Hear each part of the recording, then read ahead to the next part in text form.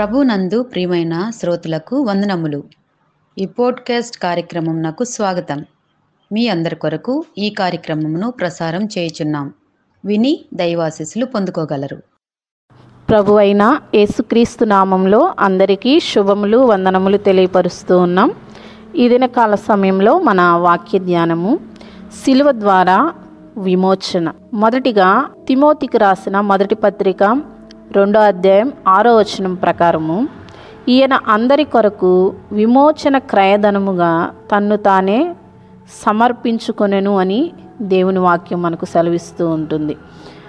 అయితే ఆయన మనందరి కొరకు విమోచన క్రయధనముగా తన్ను తానే, ఇంకెవరు కూడా మనకు విమోచన దయచేయలేదు, కానీ యేసుక్రీస్తు ప్రభువారు మాత్రమే తన్ను తాను బలిగా అర్పణగా సమర్పించుకున్నట్లుగా మనము చూస్తూ ఉంటున్నాం. రెండోదిగా మనం చూస్తే గలతీలకు రాసిన పత్రిక 1వ అధ్యాయం 4వ వచనం ప్రకారము, మన పాపములకు బదులుగా తన్ను తాను అప్పగించుకున్నట్లుగా మనం చూస్తూ ఉంటున్నాం.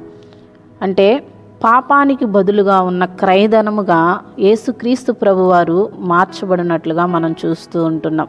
మన పాపములకు బదులుగా ఎవరు కూడా తన ప్రాణాన్ని పెట్టని వారు ఎవరు ఈ లోకంలో కూడా లేరు, కానీ మన పాపముల కొరకు ప్రాణం పెట్టి తన్ను తాను దేవునికి అప్పగించుకున్న వ్యక్తి యేసుక్రీస్తు ప్రభువారు మాత్రమే. కాబట్టి ఆయన పాపానికి బదులుగా క్రయధనముగా మార్చబడినట్లుగా మనం చూస్తూ ఉంటున్నాం.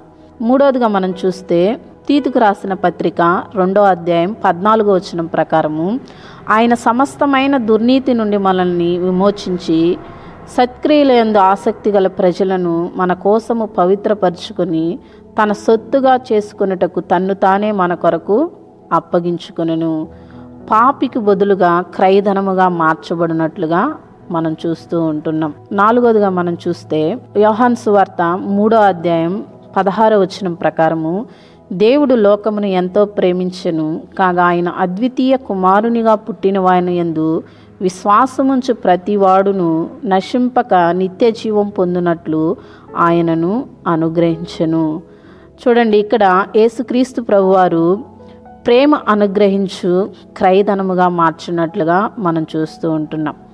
ఐదవదిగా మనం చూస్తే మత్తయి సువార్త 20వ అధ్యాయం 28వ వచనం ప్రకారము, ఆయన అలాగే మనుష్య కుమారుడు పరిచారము చేయించుకొనుటకు రాలేదు, కానీ పరిచారము చేయుటకును అనేకులకు ప్రతిగా విమోచన క్రయధనముగా తన ప్రాణమునిచ్చుటకు వచ్చెనని చెప్పెను.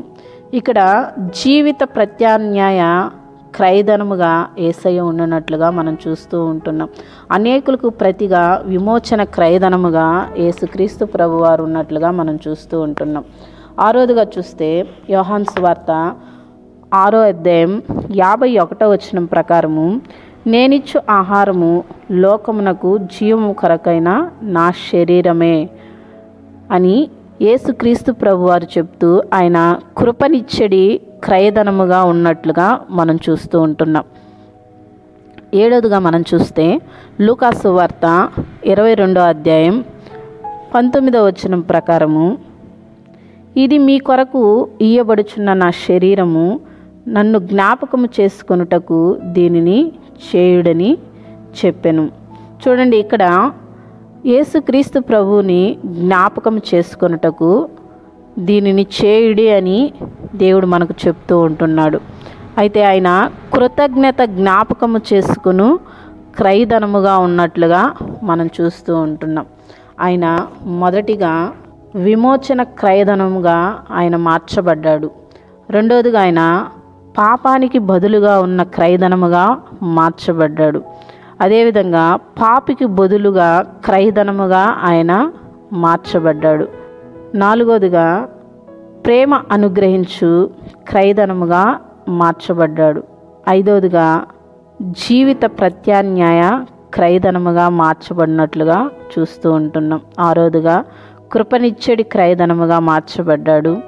ఏడవదిగా కృతజ్ఞత జ్ఞాపకము చేసుకుని క్రయధనముగా ఒక విమోచన మార్గాన్ని యేసుక్రీస్తు ప్రభువారు మనకిచ్చి వెళ్ళినట్లుగా మనం చూస్తూ ఉంటున్నాం. ఇలాంటి యేసుక్రీస్తుని మనము ఎల్లప్పుడూ కూడా మన కొరకు ప్రాణం పెట్టిన యేసయ్యను నిత్యము స్తుతించి గణపరిచి ఆయన విమోచన త్యాగాన్ని గుర్తు చేసుకుంటూ ఎల్లప్పుడూ కూడా ఆయనకి స్తుతి బలియాగాలు అర్పిస్తూ నిత్యము కూడా ఆయన్ని మనందరము స్తుతించి ఆరాధించే బిడ్డలుగా మార్చబడుదుముగాక.